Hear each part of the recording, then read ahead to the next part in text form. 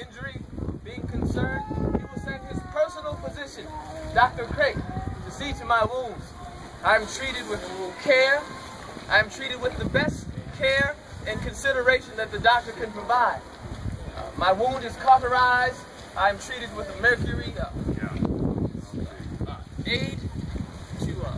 It's an injection that is to help alleviate the condition. But unfortunately, Dr. Craig is well aware that there's no cure for the rabies. And so what does the general do? Does he abandon me? Disregard me like rubbish or trash? No, he does not. He will utilize his enormous resources and find a doctor in Philadelphia. Dr. William Sword. He is noted for curing over 200 cases of the rabies. Yes, he will send me personally with a hefty purse of $12 whole. That's quite a sum. He sends me to Philadelphia to seek out a cure. He writes to Dr. Soy. He expects the doctor to take as good as care of me as if he was the own general himself. This proves to be the case. I go, I am treated. I still recall the painful injections. But nevertheless, clearly it was a success, for I am presently telling you this story. You see, not only was I cared for and brought back to good health, I received change to return back to the general. Chasing him and shouting, but the general just left his head back and clapped 3 times and said, "Charlie." He loves the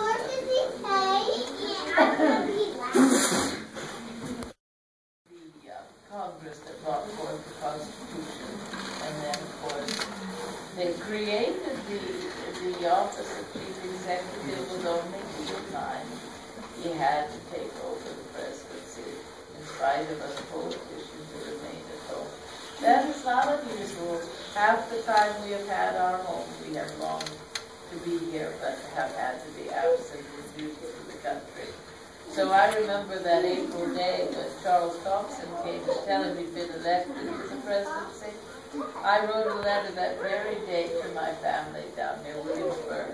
And in my letter I wrote, they want the general to go to the city of New York to take the oath of office. Oh, I wrote, how I wish this could have been avoided. For I do believe that my poor general is far too old now to go back into public life. He was 57 years of age. And yet I knew he would serve, and off we would go, remembering there had never even been a country such as ours. He had to invent the office, and knowing my duty, I did my best effort beside him, and we both worked toward that end. But I will tell you, when they talked him into that second term, I was so upset I took to my bed for a week. And he was more ill during the presidency than all during the war. So it wore very hard on him.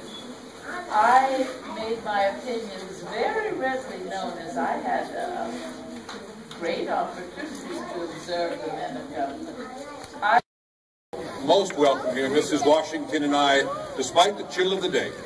We extend our warm and our sincere Virginia hospitality to each and to every one of you.